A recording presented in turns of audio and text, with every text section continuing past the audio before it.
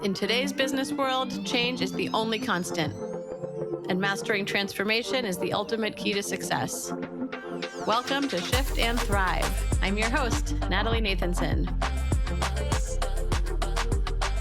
Each week, we'll bring you conversations with CEOs who delve into how they successfully drove critical change in their organization.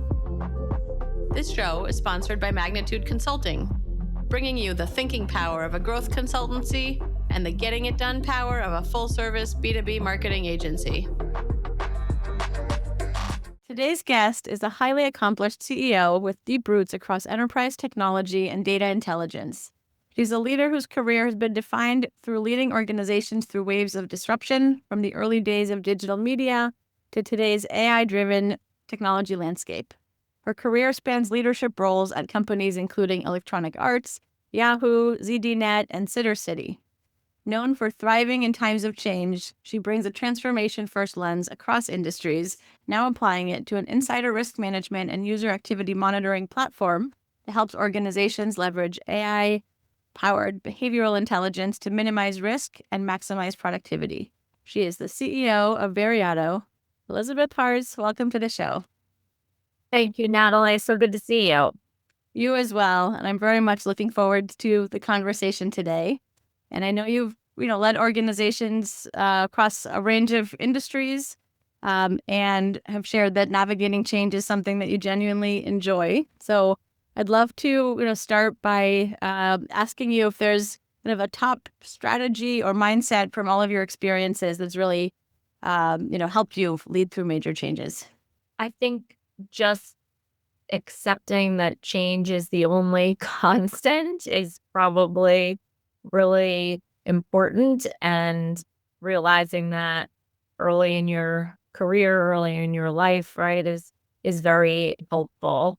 I also would say, I regard leadership as a skill and a discipline, just like I regard product development or sales success or financial management as a discipline. And I think having respect for leadership as a job and a responsibility as a area of expertise that one needs to constantly be learning about and thinking about is really important, because there are certainly leaders who don't think about that, right? They kind of shoot from the hip, or they are who they are. And I take the responsibility of leadership very seriously, and I think making it a discipline and something I spend time on and think about a lot is important. I would also say, being a lifelong learner, which is obviously very tied to that and something people talk about a lot, but it's super important, because as change is always happening, the only way to lead through that and exist through that and not get crushed by that is, to constantly be learning and find it interesting and exciting, instead of too scary or intimidating. And the last thing I would mention is just the importance of a network. Forget that book I read kind of early in my career, but it's called like Digging Your Well Before You Are Thirsty or something. I don't know if you recall that book. But I thought I read that quite early in my career, and thought that was really interesting, just how important a network is, and that it's also a source of just really great lifelong, career-long relationships and all of that. But thinking about your network and constantly trying to stay in touch and trying to add value to people without any expectation of return, but that in a career, how important a network was. I kind of close this section by saying that when I started out, people still did stay at a company for, 20 or 30 years. Not that people don't still, but it was much more common then than it is now.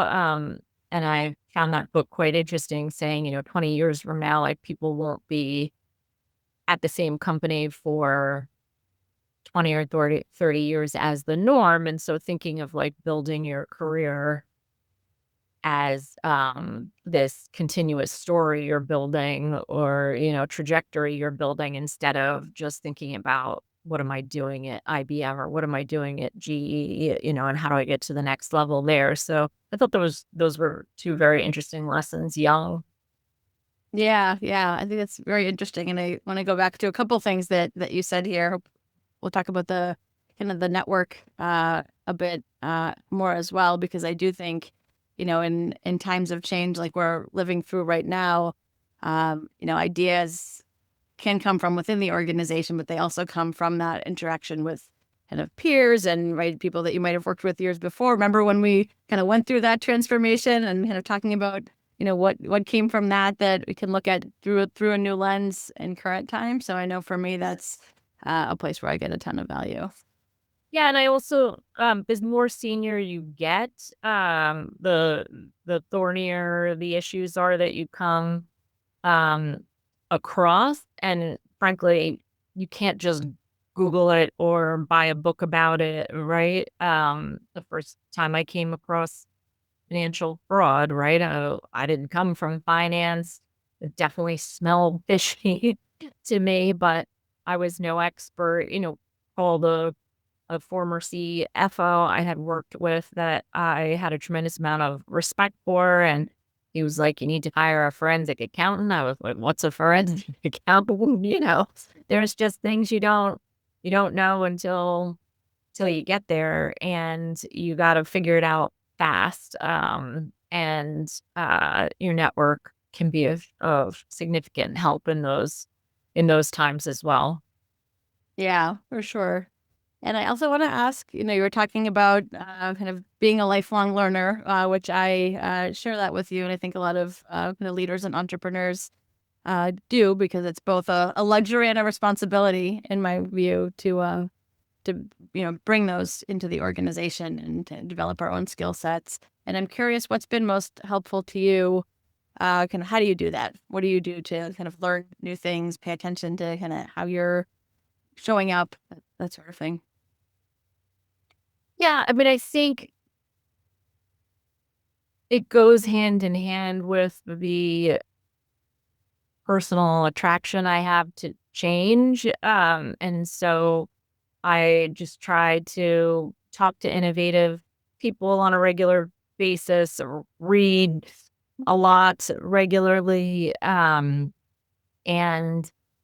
I've had the luxury of working in lots of different verticals, from advertising and media to edtech to um, gaming, now cybersecurity, just lots of different industries. And so the opportunity when topics start to bubble, whether that's generative AI or um, uh, quantum computing or whatever, the opportunity to talk to people in lots of different industries and pick their brains a bit about how they think about these opportunities and what worries them, and how they're staying up to date is super interesting to me.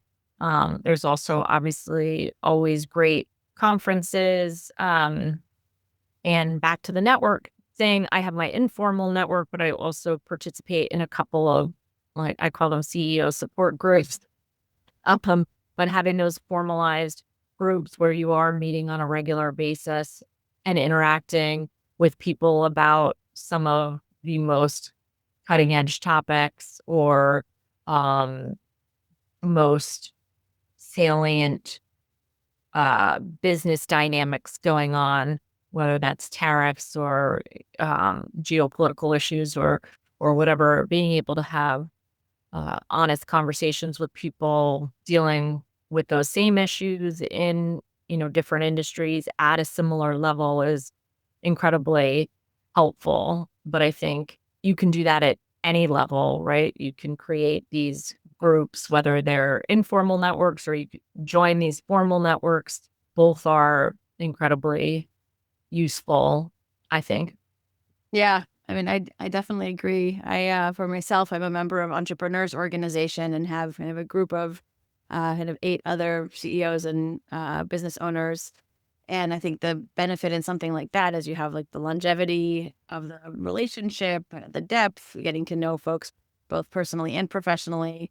And then my second one is an agency owner group that's a little bit more informal, in some cases a bit competitive, but also just much more about sharing based on what's happening and what's changing in our industry. And that can be strategic insights. It can be kind of more operational or tactical tips. So I know for myself, like those two different kind of groups combined are what bring me kind of the value and support that I need in that regard, outside of obviously the team internally. Yeah, definitely. I think both of those, when you're in a certain role, you can always think of that role from different lenses. And so being involved with groups from the different lenses is very helpful. And then you can triangulate all of that into your point of view.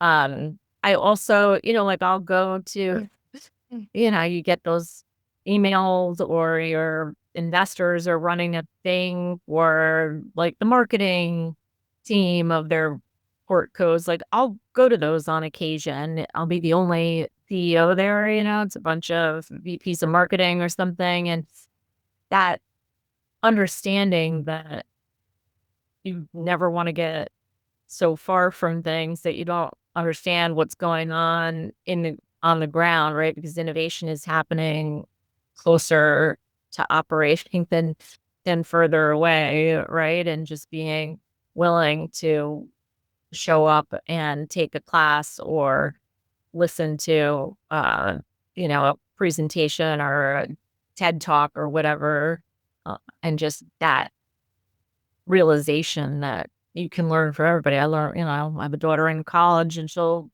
talk about something and I'll start researching that and you can learn from all over the place, right? But you have to be open to that and then you have to make time for it because it's time consuming. Yeah, yeah, and figuring out what works for you, right? I'm a big an Yeah. audio listener, which is why I love podcasts so Yeah. much. But to your point, there's no shortage of information out there. It's really kind of finding kind of the sources that are helpful to you and all of that, and then how do you kind of internalize that knowledge and then be able to apply it?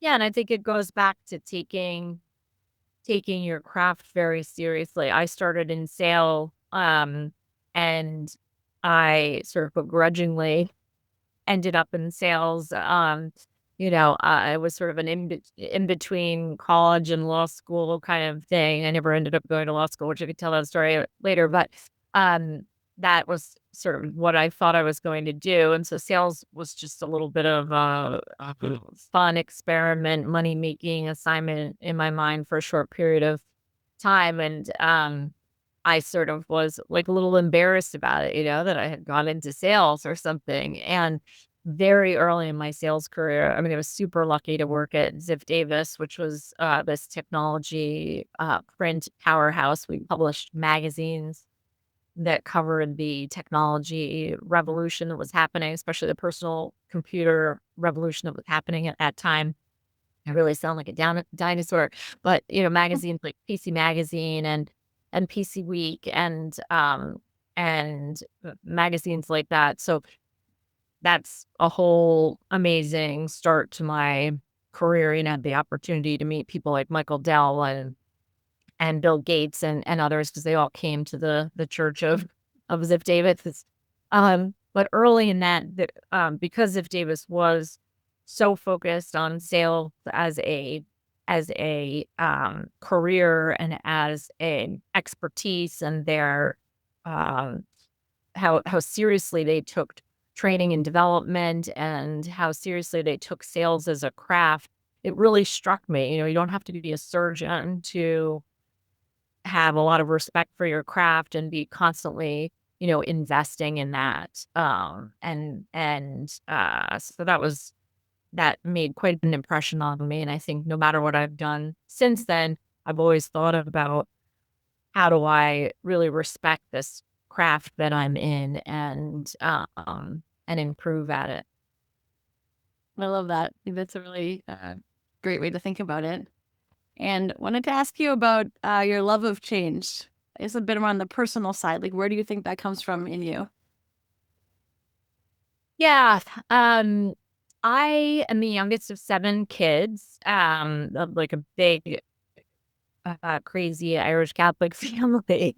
Um, I'm the youngest by far. So when I was 4, my eldest sister was 18. And all my siblings, I'm definitely the dumbest of the lot, just like really bright, interesting people who led super interesting lives, a lot of global travel and interesting careers. And so I think first and foremost, being part of a big family, like you have to, or, it's easy for you to experience a lot of change and witness that and become very adaptable. And you're seeing a lot of life up close and personal as the youngest, like very early from college and advanced degrees and marriages and divorces and addiction and, weddings and whatever. Like, it's just a lot of people, if you have one sibling or something, you're not necessarily seeing all that so young and so many different things. So, um, I honestly think my birth order factor and being, part of a large family, um, made me just look at change as tremendous excitement and opportunity, versus, frightening or negative. Yeah, yeah, that's interesting where kind of that comes from. As you were talking, I was thinking about my own childhood. I have one sister, she's 6 years younger. And so I think I had to entertain myself a lot, right? We don't have like another sibling around the same age Right. to play with. I think for me, the love of change comes from uh, a disdain for boredom, right? And so I always kind of bet. searching kind of something new, getting turned on by new ideas, learning new things, and you never know like what new kind of insight or nugget or discipline kind of sends you down kind of a really exciting rabbit hole of new learning and thinking. Exactly. Exactly. I had a lot of different experiences being, thrust upon me. My parents were also big fans of travel. I always say I'm kind of scarred from some of the cross country trips we all took in a station wagon or something. But even those, right? You're just exposed to so many different experiences and foods and people. And I think it just really got me very interested in living life to the fullest and experiencing lots of different things. Yeah, yeah. I'd love to, take a bit of a shift in the conversation around change. And I know through a lot of the transformations that you've led or kind of those combined experiences, you've created a playbook for yourself around kind of how you approach transformation. Can you talk a little bit about kind of, I guess, like how did you develop that? And then I'd love to, dive into some of the core components of that. Earlier in my career, the change management that I did, um, it kind of came out of my natural interest in new things and harnessing new technology. But as my career progressed, I realized it is very helpful to have a bit of a management system for change and to think about it a little bit more critically. I think of it as kind of the marriage of the stages of change, right, and having respect for the fact that, and just stepping back a moment, I genuinely believe that most people are interested in change. It's just how they experience change because, I mean, there isn't a person living their life that isn't constantly dealing with change, whether that's aging or getting married or having a child or getting divorced, changing job. Life is about change. So lots of people say people don't like change. I don't know where that comes from or if that's really very true. I think people enjoy change. They would be pretty bored from their life not changing, but it's how they experience that change, right? Is the change negative? Is it forced on them, or are they part of that change, and do they have their own advocacy in that change? So, I do think like the vision element and being able to articulate that you're going to a better place. There's a mountaintop, that we're headed to, and why that's better than, where we are today. Sometimes it's urgency and it has to happen, right? The platform's on fire, or, the company's losing money, or whatever those things. But sometimes it's a really successful organization. But in order to sustain that success, pretty significant change is needed. And then, communicating and enabling participation throughout the whole organization, really important. And I think really critical to acknowledge that not everyone will come with you, right? And that's okay also. And being candid, enabling employees to be candid about, hey, this is just, I'm too tired for this, right? I grew this business from 0 to 250 million. Like, I need to go do something different. But creating like psychological safety and letting people get to those conclusions, or helping them arrive at those conclusions, and doing it quickly and being able to move forward.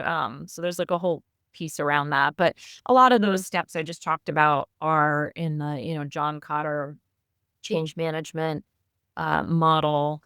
And then there are a lot of practical, tools to use along the way also, because you can have these theoretical models, but what are some of the practical things you can do to make that all happen, right? Because you need communication. So are you going to do a global all hands every other day? Yeah, are you going to do that once a month, right? Like, are you going to write emails every Friday before the end of the week and kind of reflect on what's happened and how you've moved the bar or not? Are you going to use KPIs? Are you going to use OKRs? Like, what's your goal setting system? So that there's a bunch of tactics to um, sort of translate models of change into, digestible pieces that people can deal with and help you on.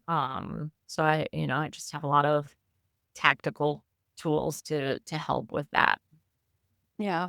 One area that I've been thinking about recently is, right, need to, in kind of a major change, you need to kind of bring your organization kind of along for the ride. And there's kind of an ongoing kind of element of kind of what that looks like as the organization is evolving. Some people kind of naturally kind of change faster or more easily than others, or kind of embrace the change.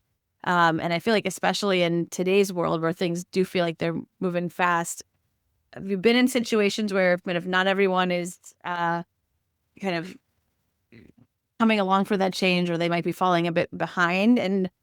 Um, and what do you do to kind of help them kind of meet the rest of the organization where they need to be?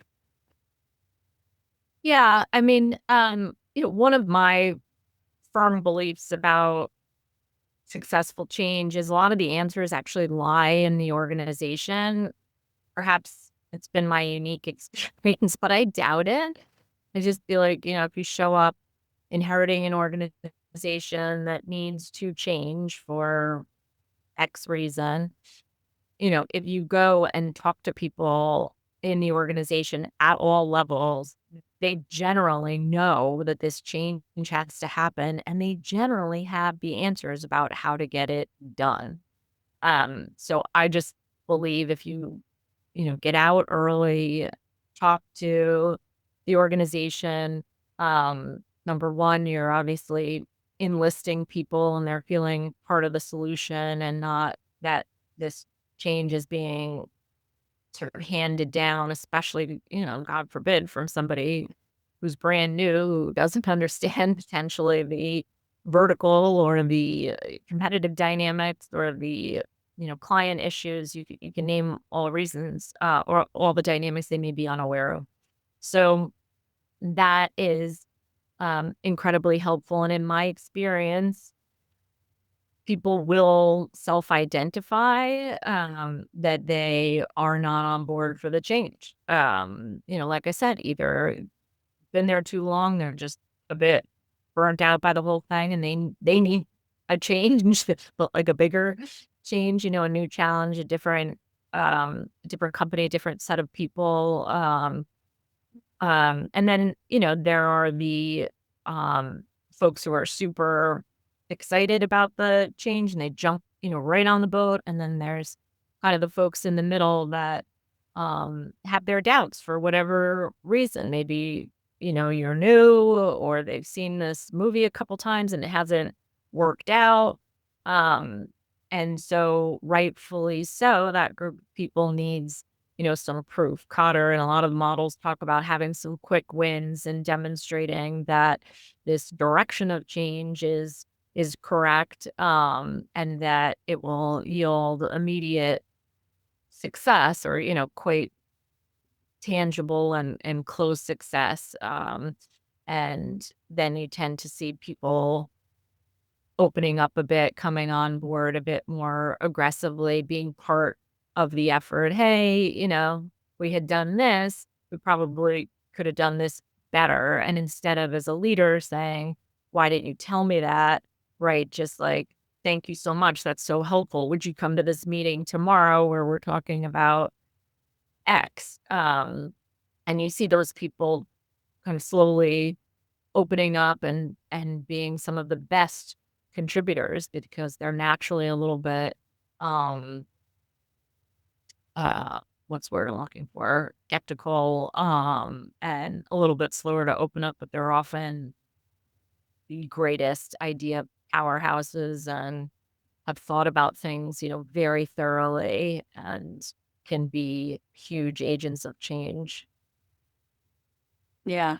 The naysayers can be the best champions because they're thinking about things critically in a way that maybe not everybody is. And when they're on board, a lot of other people will really get on board, right? If Steven really thinks this, if, Natalie really thinks this effort is worth our effort, that this leader is worth betting on, despite that being a revolving door for 5 years or whatever, like they can often be very, very big touchstones for the organization. Hey, this is Natalie, your Shift and Thrive host. After chatting with lots of CEOs, one thing is crystal clear. Leveling up your company means having a killer go-to-market strategy. That's what my crew at Magnitude Consulting does every day. If you're trying to step up your marketing game, whether it's strategizing, accelerating your pipeline, expanding into new markets, or getting into AI and automation, let's talk. No pitch, no pressure, just good conversation. Visit shiftandthrivepodcast.com/Natalie to schedule a time. Can't wait to connect. I'm curious to ask you, I think maybe, 5 years ago or so, I tended to think from, all my experiences in transformations, whether kind of internal roles or a lot of our clients are going through major change that we're kind of helping them navigate.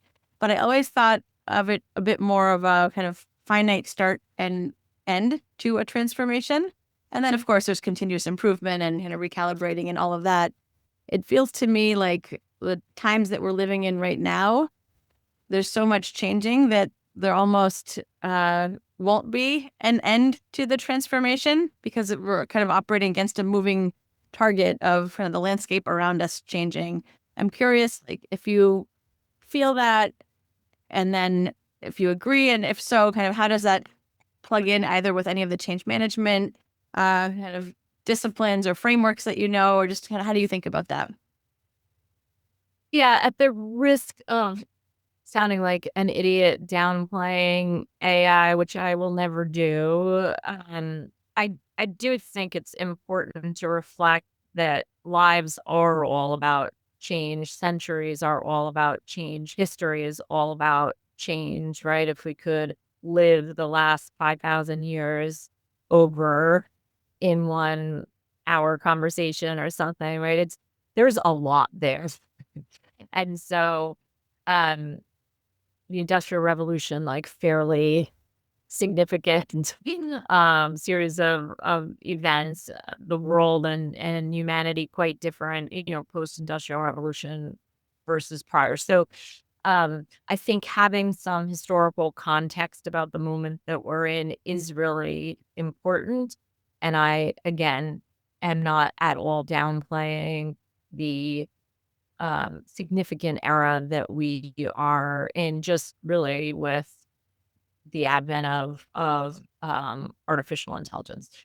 Um, I would also say, I think the notion that change ends is just a misnomer, right? And that all these things we are talking about with regards to change and change management is frankly about getting comfortable as a leader and getting your organization comfortable with the terrible ambiguity between receptiveness to change and some endpoint that you don't ever really reach, right? There there are certainly with certain projects, like we are going to change this pricing model or we are going to change this org structure. There is a beginning, middle, and end, but a lot of what we're talking about now, and especially um, with the dynamics of AI and its rapid evolution, um, I think people have to get very comfortable with that ambiguity, which is that middle stage. Yeah, I think it goes back to something you said earlier, right? Life is all about change, and you can see that easily in like each of our lives, but organizations as these kind of living, ever evolving entities, right? And that's sort of a different lens that makes that, make a lot of sense. Exactly. Exactly. So I'd love to maybe dive into a transformation that you led through. Maybe let's start with one earlier in your career. Is there something that stands out that you really learned something from that experience that you could take us through? I think a lot about EA, Electronic Arts, the gaming company. I was hired to help the company transition from, and this is how the CEO explained it during the recruiting process, and I found it so odd, but really from like a CPG company to a D2C company. Now, you would never really, I think on the outside, and especially gamers, wouldn't really think about EA as a CPG, right? But in reality, they built this product, they pressed it onto a disc, and they sold that disc to Walmart or GameStop or whatever. And then the game team like took a month off, went to Hawaii, they came back and they built the next Madden for the next year. But the relationships with Madden really existed more through Microsoft or Sony or the platforms with which consumers or gamers, were engaging with that product. And so, this was in the early 2000s. And so obviously the entire industry, just like the music industry and other things, like we're going through this massive transformation of digital delivery of games direct to gamers, streaming platforms. And this is, again, I sound really old, but just like through that interview process, understanding the language that the company was using was so interesting to me because I had spent 10 years in digital at that point. I was very involved at the beginning of commercialization of the internet. Also sounds 100.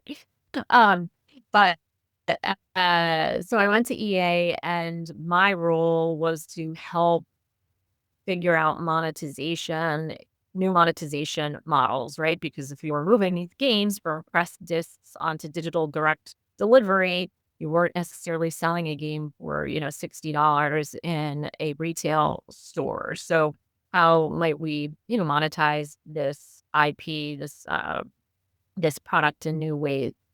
And as you may, suspect for gamers, um, game developers all around the world, having this woman from New York who was an ad person and, walk into their executive retreat. I was pretty much the last person that they wanted to see, right? Advertising and New York sounded like selling out and horrible. And because they were all gamers, there was, of course, instantly like a pool on how fast I could be made to quit and who would actually do that.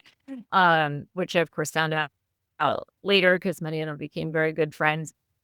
Um, but I thought that's such an interesting challenge, right? How do I craft this opportunity, which was new ways of monetization, as something that these extraordinarily talented people could actually collaborate with me on and make happen instead of, um, us being adversaries. And so that listening tour that I talk about with employees, that's also something I did at Electronic Arts very early.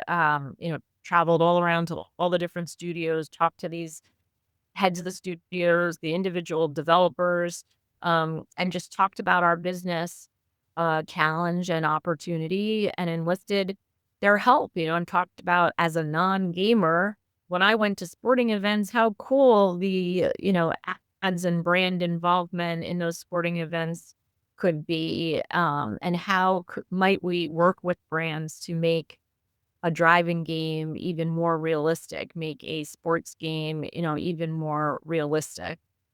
How, if I could deliver, very fine margin revenue to your business unit to allow you to hire, more developers and go faster with your development, what might that look like?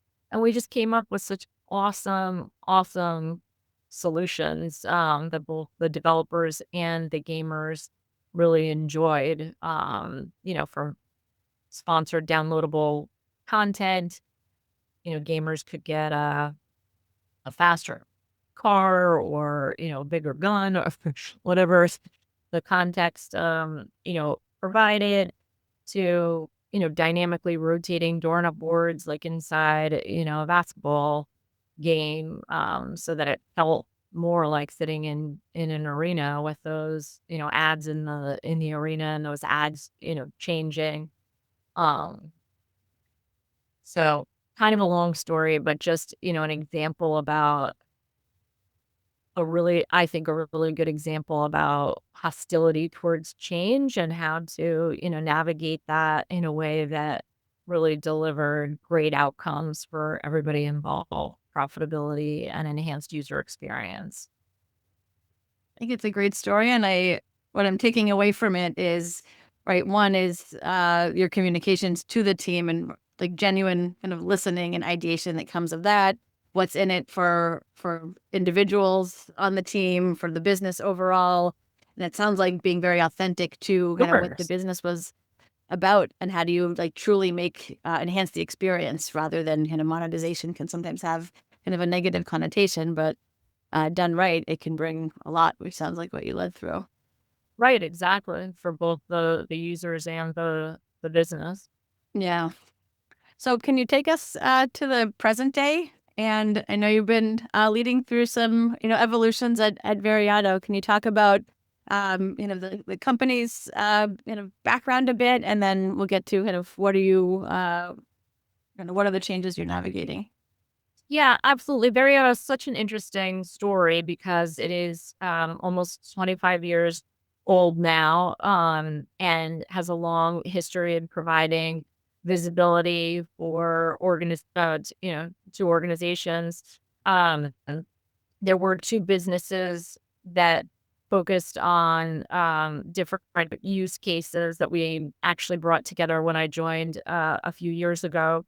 One was more focused on on visibility and productivity, and one more focused on insider risk management. So we merged those businesses, and it's just been a really great opportunity to take the strength and history of both of them, but really reinvent the product and the platform at the moment of agentic AI's, uh, you know, birth, or, the sort of agentic AI revolution. Um, but, you know, we talk a lot about behavioral visibility and how that's the kind of operating system or, operational layer that many businesses are missing just in general, right? Businesses have lots of tools to understand their finances, their inventory, their sales pipeline, but have really lacked the tools to understand what's arguably their most important asset, which is their people. Um, and then, double clicking a bit from a security standpoint, a lot of the security issues that have been addressed over the last 5, 10 years have been, external threats. And, 80% of breaches last year actually arose from internal situations, many accidental. So, as organizations' security awareness and security efforts continue to evolve, understanding, insider risk is as important as learning how to lock the doors and windows. But it's been a really, interesting journey here. A lot of change in the industry, a lot of change internally. And being a person who loves change, it's been sort of a perfect scenario with a lot of change. Yeah. Can you talk a little bit from kind of the broader industry standpoint? Like, what are these big kind of industry trends or changes that maybe your target market is facing? And then how does your solution fit into that? Yeah, I think two things I'll highlight. One is just the move to proactivity and predictability in security. I think for much of the history on the security front, it was kind of like assume the boom, and then when the boom happens, contain that, make sure it never happens again. Um, and I, was quite interested coming to this vertical, especially having spent a lot of time earlier in my career with digital advertising. I mean, since the mid 90s, we have been thinking about behavior and how to get ahead of behavior, how to predict behavior in order to sell things, right? To market products. And I thought, wow, I mean, of all places in the security sector, that predictability and getting ahead of things is extraordinarily important, right? You can save lots of things, material, financial savings, or, national security issues, people's lives. I mean, this is just like the, the, the stakes are, much larger here than the, hotel ad following you around after you book a flight. Um, so I think that opportunity to really be part of this industry at the moment where there's that that moment to shift to proactiveness and predictability instead of reactiveness has been extremely interesting.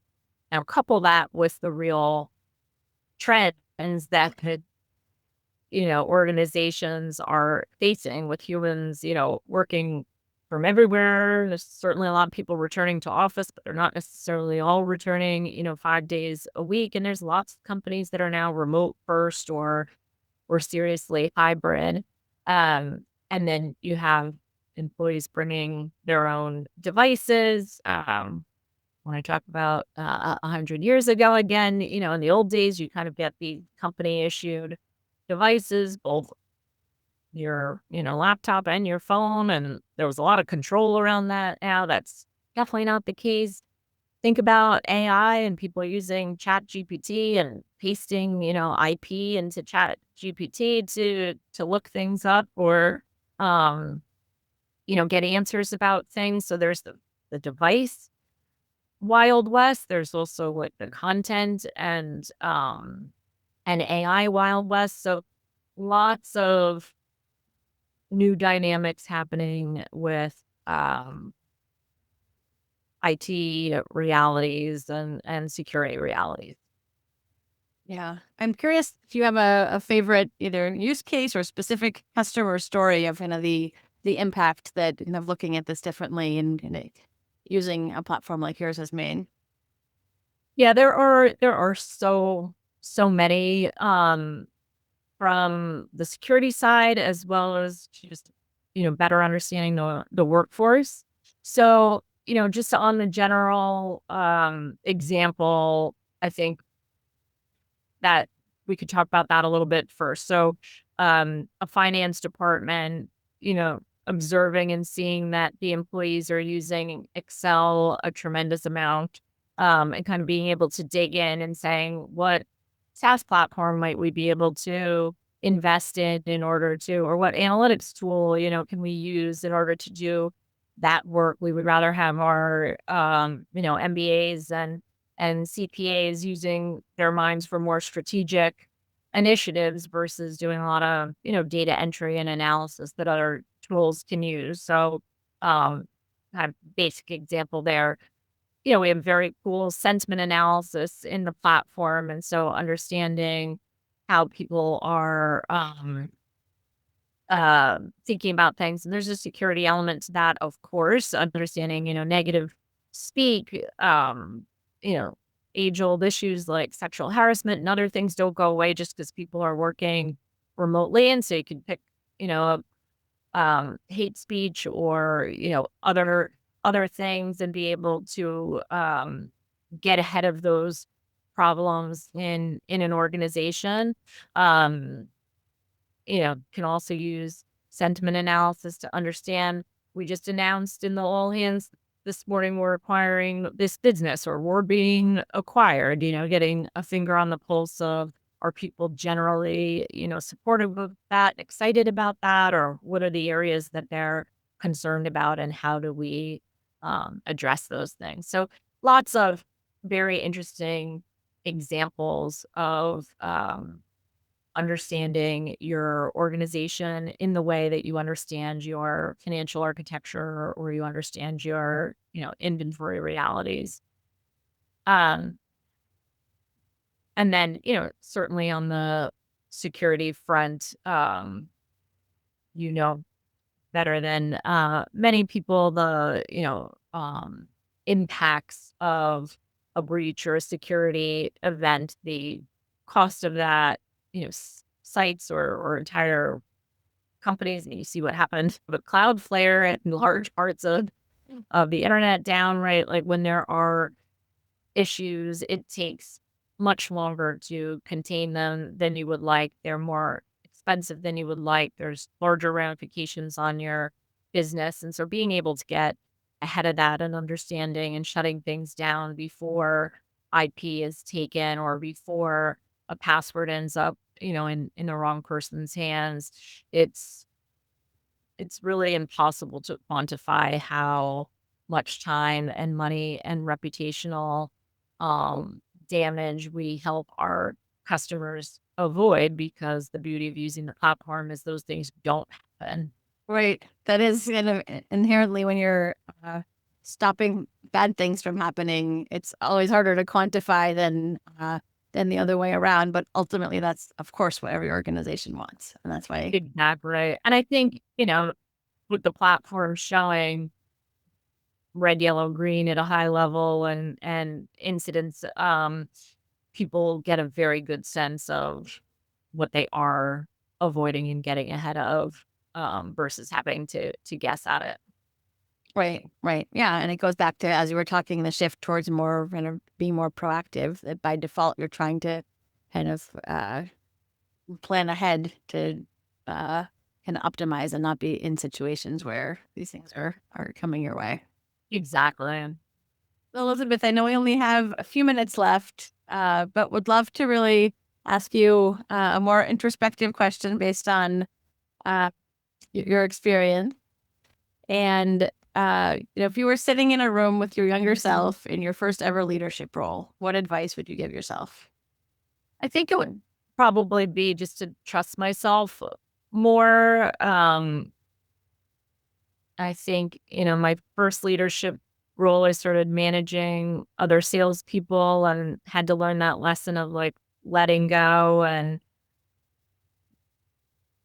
realized that pretty quickly, but I was like struggling with how much do I let go and how much do I control. And then later when I managed people that I didn't have operating experience in that discipline, finance and HR and legal and engineering, um, just had like a lot of stress and anxiety about being able to add value to those people and those functions. And I think, just relaxing a little bit more probably would have been good for everybody, myself and the teams.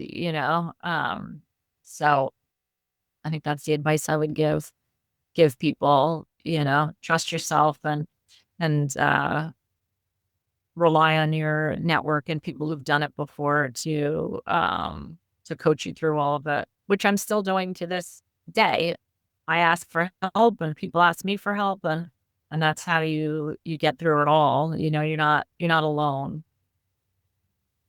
Yeah, I think that's great advice and bringing it back to something we were talking about earlier in the conversation. So that's a fantastic place to wrap. And if our listeners want to get in touch with you, what's the best way to do that? Probably through LinkedIn. So I'm just Harz on LinkedIn. Perfect. Well, thank you, Elizabeth. This was a great conversation. Natalie, I really enjoyed it. Thanks for inviting me. Look forward to seeing you soon. Yes, same.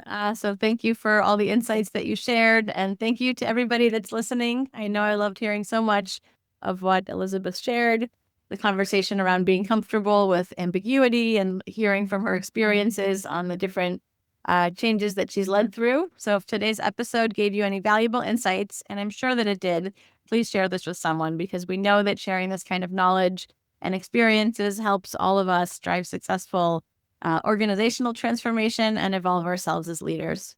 So thank you again, Elizabeth. And this has been another wonderful conversation on Shift and Thrive. I'll see you all next time. That's a wrap for this week's episode. For show notes and more, visit shiftandthrivepodcast.com. A special thank you to our sponsor, Magnitude Consulting, bringing you the thinking power of a growth consultancy and the getting it done power of a full-service marketing agency to help B2B companies fuel their growth. For more information on Magnitude and to get your complimentary transformation readiness assessment, visit magnitudeconsulting.com/getready. Thank you so much for listening. We'll see you next week.